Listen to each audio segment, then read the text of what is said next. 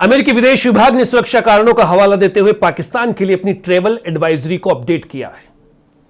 America ने अपने नागरिकों से पाकिस्तान की यात्रा पर फिर से विचार करने को कहा है और देश को लेवल 3 कैटेगरी में रखा है, जो उच्च जोखिम को दर्शाता है।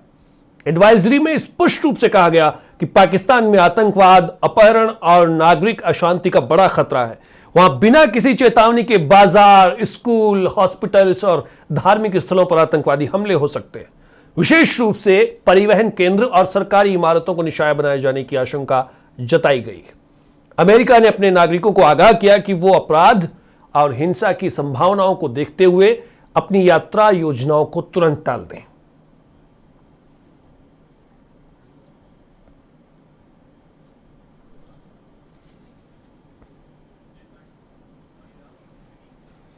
और राष्ट्रपिता महात्मा गांधी की 78वीं पुण्यतिथि पर पूरा देश उन्हें नमन कर रहा है। इस अवसर पर राष्ट्रपति द्रौपदी मुर्मू और प्रधानमंत्री नरेंद्र मोदी ने राजघाट पहुंचकर बापू की समाधि पर पुष्प अर्पित किया और उन्हें भावभीनी श्रद्धांजलि दी। इस दौरान रक्षा मंत्री राजनाथ सिंह और केंद्रीय मंत्री मनोहर लाल भी मौजूद रहे। प्रधानमंत्री मोदी ने सोशल मीडिया के जरिए बापू को नमन करते हुए कहा कि पूज्य बापू का स्वदेशी पर जोर विकसित और आत्मनिर्भर भारत के संकल्प का आज आधार स्तंभ है।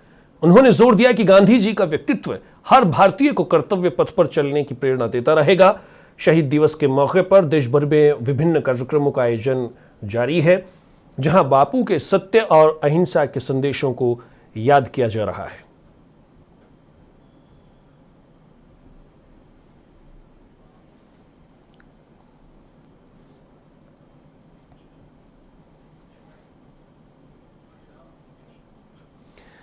राष्ट्रपिता महात्मा गांधी की पुण्यतिथि पर लोकसभा में नेता विपक्ष राहुल गांधी ने उन्हें भावभीनी श्रद्धांजलि अर्पित की। बापू को सत्य और अहिंसा का सबसे बड़ा उपासक बताते हुए राहुल गांधी ने कहा कि उनके आदर्श ही हिंदुस्तान की असली नींव है। राहुल गांधी ने अपने संदेश में जोर देकर कहा कि महात्मा गांधी मात्र एक व्यक्ति नहीं, बल्कि एक ऐसी सोच है जिसे नफरत की विचारधारा या अहंकारी सत्ता कभी नहीं मिटा सकती। उन्होंने कहा कि बापू की यही सोच हमें हर अन्याय के खिलाफ आवाज उठाने का हौसला और शक्ति देती है। राहुल गांधी ने राष्ट्रपिता के मूल मंत्र को दोहराते हुए कहा कि सत्ता की ताकत कितनी भी बड़ी क्यों न हो, सत्य की शक्ति हमेशा उससे ऊपर रहती है।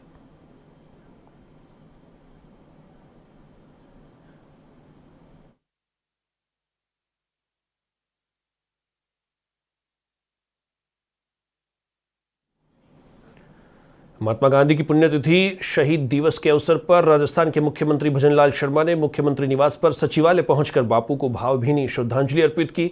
सीएम ने गांधी के चित्र के समक्ष पुष्प अर्पित कर उन्हें नमन किया। इस अवसर पर मुख्यमंत्री ने कहा कि बापू के सत्य और अहिंसा के विचार सदैव मानवता की सेवा के लिए प्रेरित करते रहेंगे। उन्होंने प्रधानमंत्री नरेंद्र मोदी के प्रयासों की सराहना करते हुए कहा कि पीएम मोदी ने बापू के सपनों को संकल्प में बदलकर हकीकत बनाया है। सीएम ने विशेष रूप से उल्लेख किया कि जिस खादी को बापू ने स्वावलंबन की पहचान बनाया था, आज पीएम मोदी के नेतृत्व में वही खादी वैश्विक मंच पर भारत की नई पहचान बन चुकी है।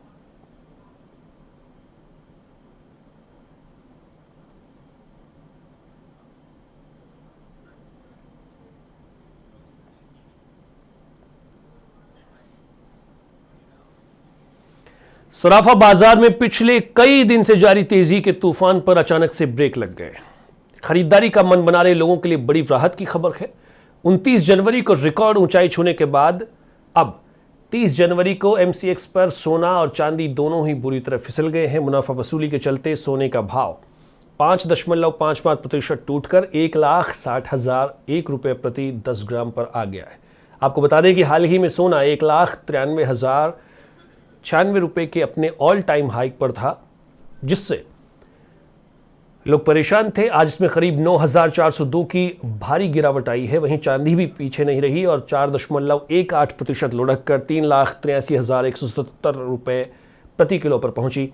महज 24 घंटे के भीतर चांदी की कीमतों में 16,716 रुपये की कमी दर्ज की गई है।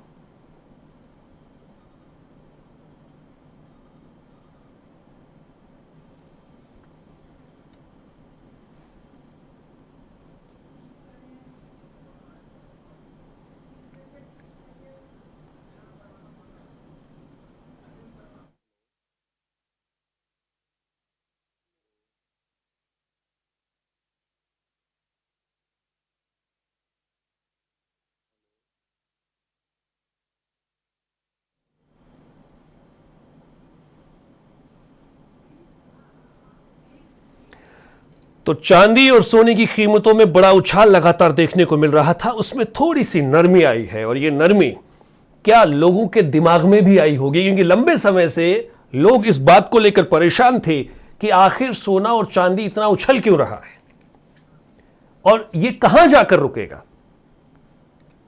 हर दिन एक के बाद एक नए आंकड़े क्रॉस करता जा रहा था बाजार, और इसी बीच इस प्रकार की खबर दर्शकों के लिए थोड़ी सी राहत की खबर हो सकती है।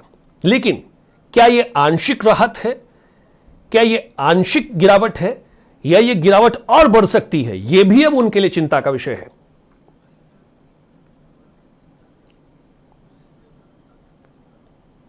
और इसी पर ज्यादा जानकारी के लिए हमारे साथ में एक ज्वेलर जुड़ गए हैं। अरविंद जी, आपका बहुत बहुत स्वागत है। सर, क्या लग रहा है, ये कितने समय के लिए रहेगी ये गिरावट, या केवल आज लोगों के लिए झटका दिया हल्का सा? ये मुझे लग रहा है जी गिरावट ये 1-2 दिन की है, बाकी तो इसमें रिकवर होने लगेगा जी बाजार। तो ये बाजार सर इतना रिकवर तो छोड़िए, ये तो आगे ही बढ़े जा रहा है। आम आदमी के पहुंच से सोना चांदी बाहर हो जाएगा सर। हाँ जी, इसमें असल में ये है ना, सट्टे बाजारी चल रही है जी भाई साहब इसमें। अब फिजिकल मार्केट में काम नहीं है बिल्कुल भी, और घर का खर्चा भी चलाना भारी हो रहा है जी। तो ये ज्वेलर्स की समस्या है, लेकिन लोग कैसे खरीदें? आपको क्या लग रहा है, कौन सी ऐसी बात है जिसकी वजह से मार्केट इतना हाइक हो रहा है, वो भी सोना चांदी में? वो एक तो जी कुछ ट्रम्प की वजह से बोलने से हो जाता है, कभी भी कुछ बोल देते हैं, कभी कुछ बोल देते हैं, इसकी वजह से भी हो जाता है। और युद्ध के परिणाम भी है, कुछ डिमांड भी है जी सैमसंग की बैटरी सोलर पैनल में, इस वजह से भी। तो बहुत बहुत धन्यवाद आपका। तो इनका कहना है अरविंद जी का कि भाई ट्रंप की वजह से भी सोना चांदी उछल रहा है। जैसे जैसे ट्रंप अपनी बातों से पलट रहे हैं, वैसे ही बाजार भी ऊपर नीचे पलट रहा है। लेकिन ये टैरिफ की जो मार है वो दिक्कत कर रही है, या डिमांड बढ़ने लगी है, या लोगों के अंदर इस प्रकार का माहौल बढ़ गया है कि जिससे लोग खरीदारी ज्यादा कर रहे हैं, या फिर जिस प्रकार की नई टेक्नोलॉजियों का प्रयोग हो रहा है, तो उन टेक्नोलॉजीज की वजह से क्या इसका उपयोग अधिक होने लगा है। ये सब सवाल है जो खड़े होते हैं। लेकिन सवाल साथ ही साथ सरकार पर भी लगता है। जो अच्छे दिन की बात कर रहे थे और उस समय बाजार में जो बात थी, उस बात से अब रातों रात का अंतर दिखाई देता है।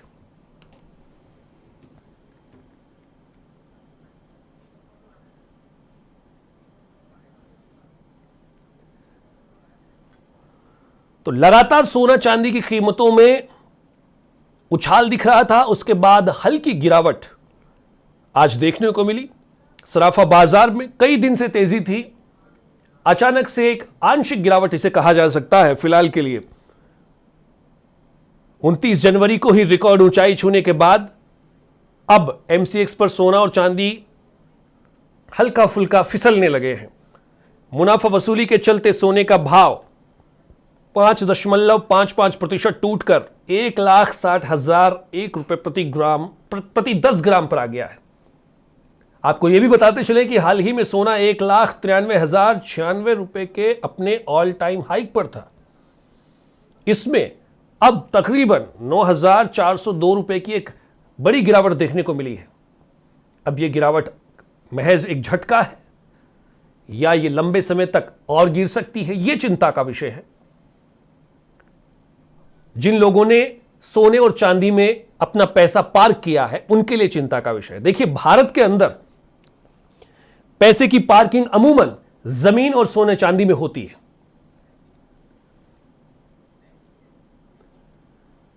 इसी के चलते यह लोगों से जुड़ा हुआ विषय है, जिस पर लोगों की पैनी नजर होती है। अब देखने वाली बात होगी कि यहां से बाजार किस और रुख मोड़ेगा।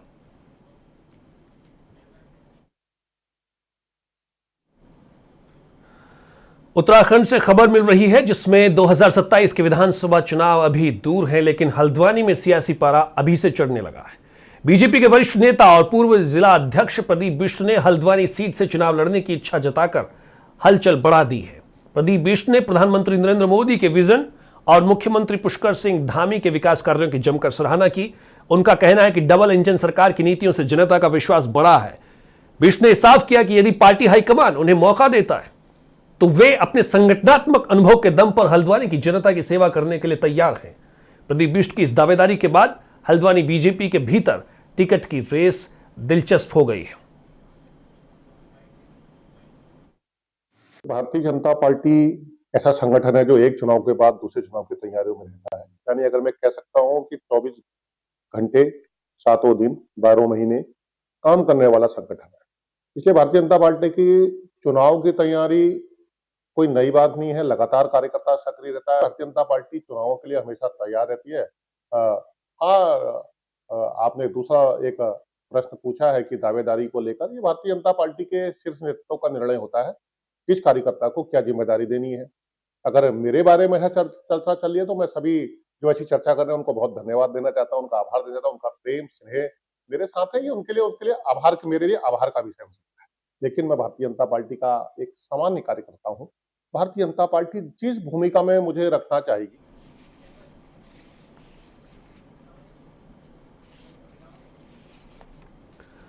हिमाचल पथ परिवहन निगम यानी एचआरटीसी की वर्कशॉप के निजीकरण के फैसले ने तूल पकड़ लिया है।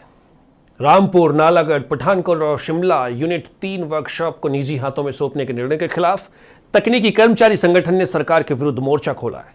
संगठन के प्रदेश अध्यक्ष पूर्णचंद ने पत्रकार वार्ता में कहा कि निगम में पहले ही 2267 पदों के मुकाबले केवल 1100 कर्मचारी काम कर रहे हैं। आउटसोर्सिंग और निजीकरण से बेरोजगारी बढ़ेगी। उन्होंने स्पष्ट चेतावनी दी कि यदि यह फैसला वापस नहीं लिया गया तो संगठन जल्द ही मुख्यमंत्री से मिलकर बड़े आंदोलन का रास्ता इख्तियार करेगा। बसों की दुर्घटनाओं पर बोलते हुए उन्होंने खुलासा किया कि निगम के पास घटिया क्वालिटी के स्पेयर पार्ट्स हैं और उनकी भारी कमी है। इसी कारण बसें रास्ते में ही खराब हो रही हैं और हादसे हैं कि रुकने का नाम नहीं लेते। निजीकरण करने से जो है, तो मैं मीडिया के माध्यम से प्रबंधन को भी, प्रदेश सरकार को भी चेता देना चाहता हूं कि परिवहन निगम का तकनीकी कर्मचारी सुप्त अवस्था में नहीं, जागृत अवस्था में है। और इसका जो निजीकरण जो हमारी रामपुर शहर की कर्मशाला को, नालागढ़ की कर्मशाला को, ग्रामीण शिमला को और पठानकोट की कर्मशाला को जो निजीकरण के लिए कर रहे हैं, इसका हम पुरजोर विरोध करते हैं। और ये निजीकरण हम बिल्कुल भी सहन नहीं करेंगे, क्योंकि इससे प्रदेश से के लोगों का जो रोजगार है वो बेरोजगारी में टूट जाएंगे। प्रदेश में, इलाके में जो रोजगार लोगों को मिलता है उससे भी लोग वंचित हो जाएंगे। तो इसलिए हमारा आज का जो मेन मोटिव है, हम मीडिया के माध्यम से प्रदेश सरकार और प्रबंधन को बताना चाहते हैं कि ये हमारा पुरजोर विरोध है। यदि इसके बाद भी इन आदेशों को निरस्त नहीं किया गया, निजीकरण के आदेशों को निरस्त कर दिया जाए और साथ में अगर नहीं किया गया तो हम सनातन परंपरा का भगवा ध्वज हाथ में लिए महंत रमेश चंद्र भगत जी इन दिनों अपनी कठिन पदयात्रा को लेकर सुर्खियों में है। मुरादाबाद के बिलारी से शुरू हुई ये यात्रा 700 किलोमीटर लंबी है, जिसकी शुरुआत स्थानीय लोगों ने ढोल, नगाड़े और जयकारों के साथ की। महंत रमेश चंद्र का कहना है कि ये उनकी संकल्प यात्रा है। वो बागेश्वर धाम पहुंचकर धीरेन्द्र कृष्ण शास्त्री जी को मुरादाबाद आने का निमंत्रण देंगे। उनका लक्ष्य मुरादाबाद में एक भव्य धार्मिक आयोजन करवाना और समाज में हिंदू राष्ट्र और सनातन संस्कृति के प्रति जागरूकता फैलाना है। लगभग 1 महीने में पूरी होने वाली इस यात्रा के दौरान रास्ते भर श्रद्धालु उनका भव्य स्वागत कर रहे हैं। आस्था और संकल्प के इस बेजोड़ संगम ने पूरे क्षेत्र को भक्तिमय कर दिया है।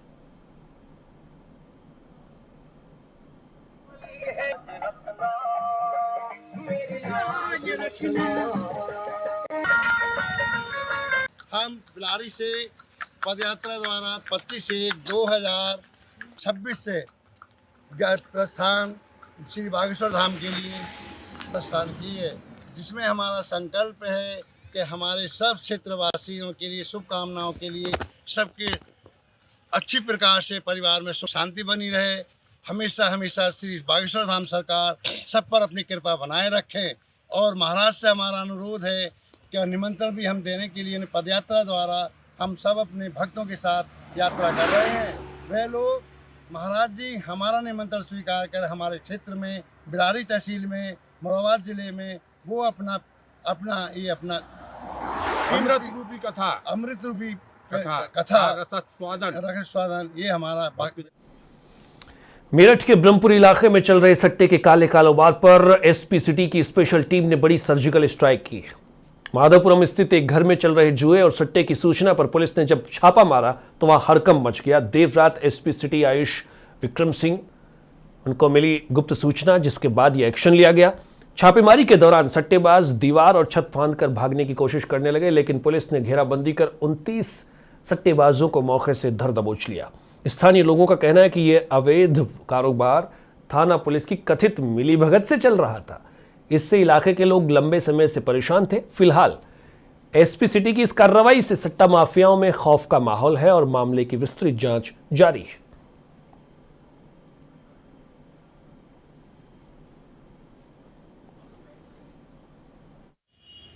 जी, हमें कुछ दिनों से सूचना प्राप्त हो रही थी कि सेक्टर 3 माधवपुरम क्षेत्र में सट्टा खेला जा रहा है। इस सूचना पर टीम गठित करके दबिश दी गई। मौके से 28 नफर अभियुक्त गिरफ्तारी हुई है। साथ में बरामदगी 58,000 कैश, सट्टा पर्ची, पेन, डायरी, अन्य उपकरण, ताश के पत्ते मिले हैं। इसके आधार पर सुसंगत धाराओं में अभियोग पंजीकृत किया गया है। अग्रिम वैधानिक कार्रवाई प्रचलित है। मैम, ऐसी कार्रवाई लगातार जारी रहेगी? जी बिल्कुल, हमने पूर्व में भी किया और भविष्य में भी ऐसी सूचना प्राप्त होने पर हम अग्रिम कार्रवाई अवश्य। मुरादाबाद की डिलारी थाना पुलिस ने हरियाणा से सस्ती शराब लाकर उत्तर प्रदेश और उत्तराखंड में सप्लाई करने वाले एक बड़े गैंग का पर्दाफाश किया। पुलिस ने मुखबिर की सूचना पर इंटरनल रोड की घेराबंदी कर 5 शराब माफियाओं को गिरफ्तार किया है।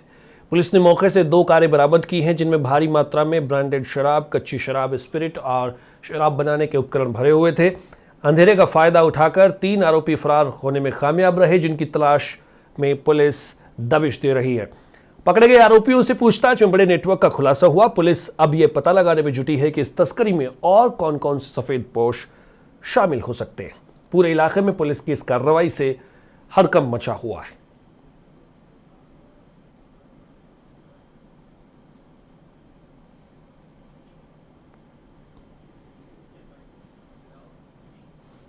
यूपी के रामपुर में भ्रष्टाचार के खिलाफ एंटी करप्शन टीम ने बड़ी सफलता हासिल की है। बिलासपुर क्षेत्र के गोविंदपुरा बिजली घर पर तैनात संविदा कर्मी नितेश सिंह को 11,000 रुपए की रिश्वत लेते हुए रंगे हाथ गिरफ्तार किया गया। जानकारी के मुताबिक किसान सुखविंदर सिंह ने मुरादाबाद एंटी करप्शन विभाग से शिकायत की थी और बिजली विभाग का टेक्नीशियन उनसे काम के बदले रुपयों की मांग कर रहा है। शिकायत पर कार्रवाई करते हुए टीम ने योजनाबद्ध तरीके से जाल बिछाया और जैसे ही नितेश सिंह ने 11,000 रुपए पकड़े, टीम ने उसे मौके पर ही दबोच लिया।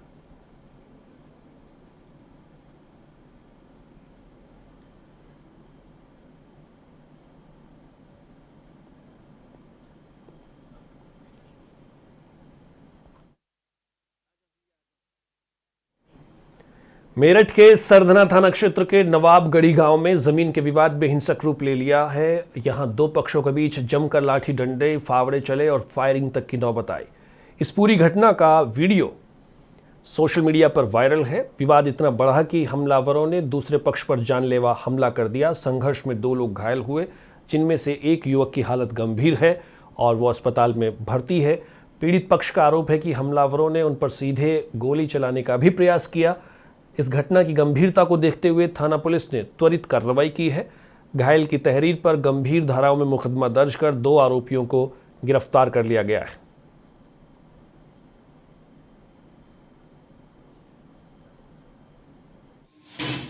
थाना सरदना के नवाबगढ़ी गांव में एक विवाद प्रकाश में आया था, जिसमें 2 पक्षों में कुछ जमीन के विवाद को लेकर आपस में मारपीट की घटना कारित की गई थी।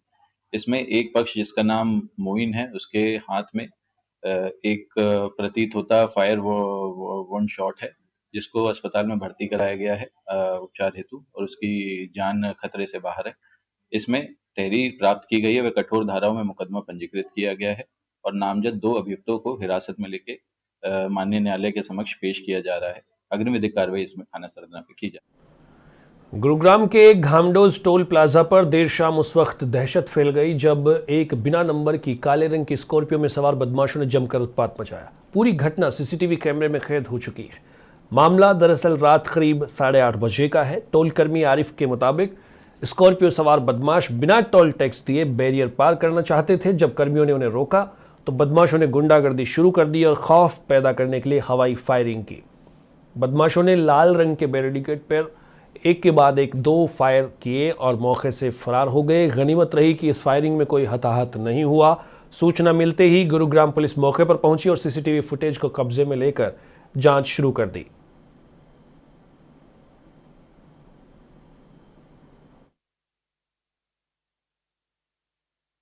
नाम क्या है तेरा? आकिब है सर। हैं? आकिब। आसिफ, क्या कुछ हुआ था? कितने बजे की घटना है? सर मुझे नहीं पता, मैं तो अभी हमारी नाइट ड्यूटी चलती है ना। हाँ ये सब आए हैं, थोड़े बहुत ये देखा था मैं, डिप्पर में गोली वोली लगी पड़ी इसमें। कितनी गोली लगी है? 2 लगी सर। कौन लोग थे, कुछ पहचान हो पाई? सर मुझे नहीं पता, हम बाहर की कंपनी से। नहीं, हम लोग तो आ जाते हैं, हमको लोगों को पता नहीं। सर वो ब्लैक कलर की स्कॉर्पियो थी, उसमें तो प्लेट थी उसमें। अच्छा। हाँ सर, सीधी गोली चलाई, फायरिंग चलाई, एक ऊपर चलाई। कितनी गोली चलाई? 2। तो पुलिस आई थी मौके पर? हाँ बिल्कुल आई। तो पुलिस सीसीटीवी वगैरह सब ले गई? हाँ टीम लग रही है उसके पीछे। टीमें लगी हुई है, पुलिस अभी भी मौजूद है यहाँ पर? सर उसकी गाड़ी के पीछे ये थी। कितनी देर की पहले की घटना है? सर ये है 8-19 की घटना थी। हनुमानगढ़ के मक्कासर के पास एक लोक परिवहन बस और कार के बीच जोरदार भिड़ंत हुई। इस हादसे का लाइव फुटेज भी सामने आया है। इसमें टक्कर इतनी भयानक बताई जा रही है जिससे हादसे के वक्त लोगों की रूहें कांप उठी। हादसा उस वक्त हुआ जब कार चालक पेट्रोल पंप से तेल डलवाकर हाईवे पर चढ़ रहा था। पहले तो कार चालक की लापरवाही इस हादसे का कारण मानी जा रही है।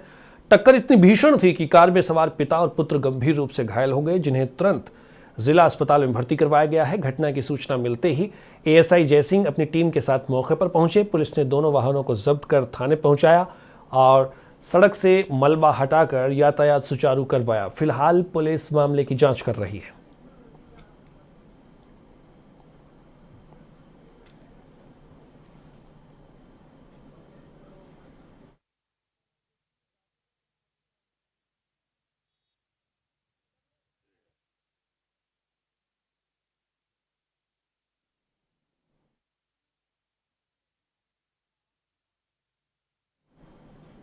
राजस्थान के धौलपुर जिले में मौसम ने अचानक करवट बदली है। 2 दिन पहले हुई हल्की बारिश के बाद सुबह जिला भीषण ठंड और घने कोहरे की चपेट में आ गया। आलम यह था कि विजिबिलिटी 0 के करीब पहुंच गई। इससे जनजीवन की रफ्तार सुस्त पड़ गई है। ठंड का असर इतना ज़बरदस्त था कि ग्रामीण क्षेत्रों में पेड़ों की टहनियाँ और पत्तों पर गिरी और उसकी बूंदें जम गई, जो देखने में बर्फ़ की सफ़ेद चादर सी लग रही हैं। कड़ाके की सर्दी से बचने के लिए लोग अलाव और गर्म कपड़ों का सहारा लेने लगे। वहीं कृषि विशेषज्ञों और किसानों का मानना है कि ये जमा देने वाली ठंड रबी की फसलों के लिए बेहद लाभकारी साबित होगी। मौसम विभाग ने चेतावनी दी है कि आने वाले दिनों में पारा और गिर सकता है और कोहरे का प्रकोप बना रहेगा।